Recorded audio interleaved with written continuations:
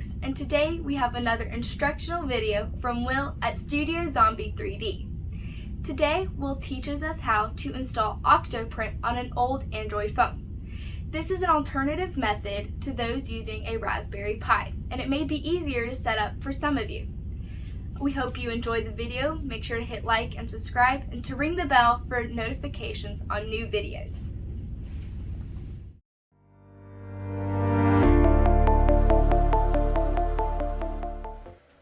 Hey everybody, Will with Studio Zombie 3D here. Octoprint is one of the most popular add-ons for 3D printing. Today we're going to take a look at a new option for people who don't have a Raspberry Pi. Octo4A. Octoprint on an Android phone. A lot of people have them laying around, so let's take a look at this system now.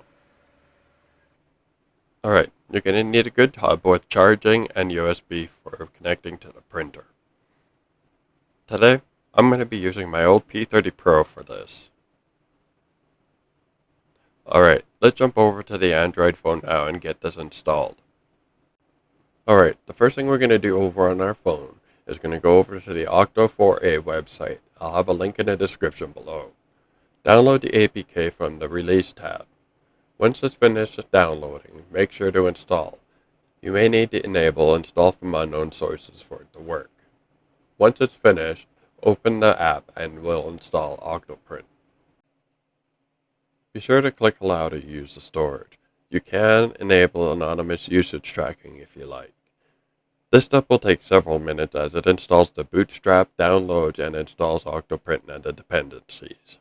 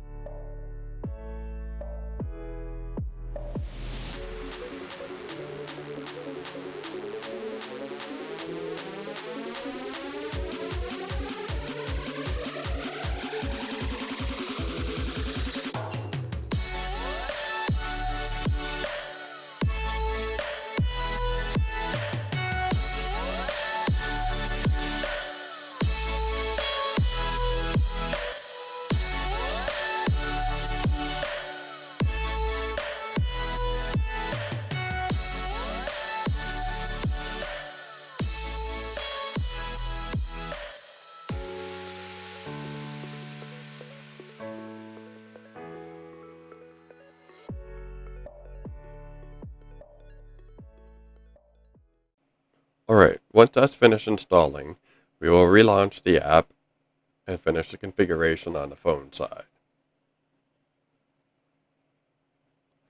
Disable all the battery optimization so nothing gets turned off during prints. Be sure to click on Allow. Next, we're going to click on the Settings tab. We're also going to click on Allow so we can use the camera. You can install the plugins here, although I don't know what they really do. Also, choose which camera you're going to use for your camera on the back, and then set your resolution and frame rate.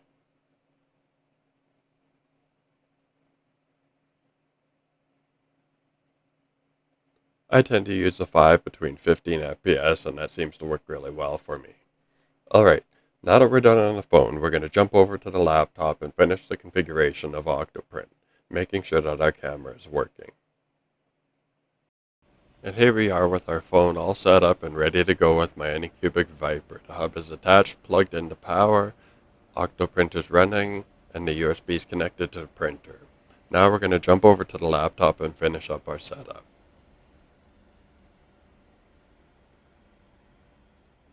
Over on our laptop, we're going to go to the address provided on the Pi screen on Octoprint on Android. First, we're going to go through the setup wizard. Click Next. If you have a backup, you can restore, but I tend not to myself. Then we're going to make a username and password for the system. Click Create Account. Next, we're going to click on Next and enable the online connectivity check.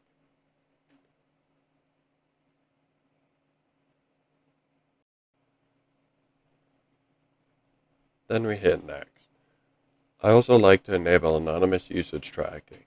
Click Next, and then we're going to enable Plugin Blacklist.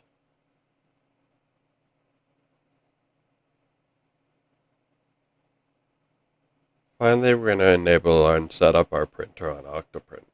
For me, I'm using my Anycubic Viper, so we'll change the name and the brand.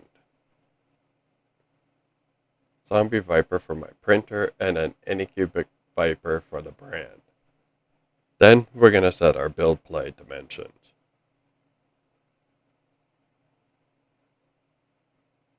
For my Viper, it's a square bed with the measurements of 250 by 255 by 265.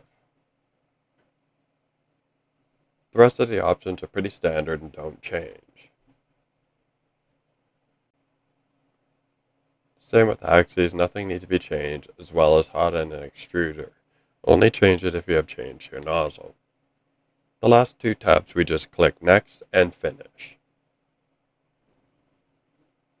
Once we're done, this will take us back to the main screen of Octoprint.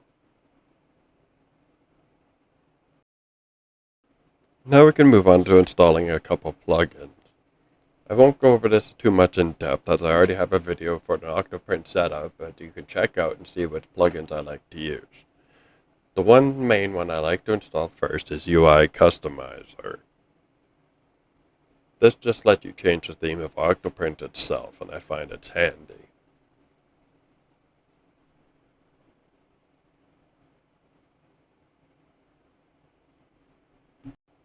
The next handy plugin I like to install is the Dashboard plugin. So we'll install this quickly now as well. Now we're going to close out of this and go back to the main screen. Again, check out my other Octoprint video for my suggested plugins. Next thing we're going to do is look at loading an STL. Click on Upload and then find your file and then click Open. It'll take a minute for it to upload, and once done you'll see it in the file list. There we are. Now we can connect to the printer and start our print. And as always, make sure your printer is nice and level before you're starting a print.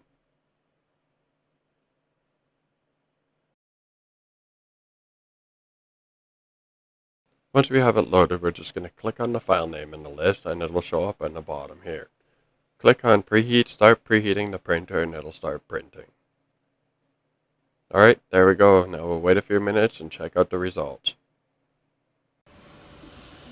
Oh, and here we are, partway through our print. Everything's looking pretty good now.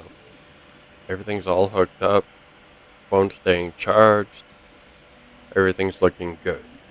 We'll come back in a few more minutes and check it and see what it looks like when it's finished.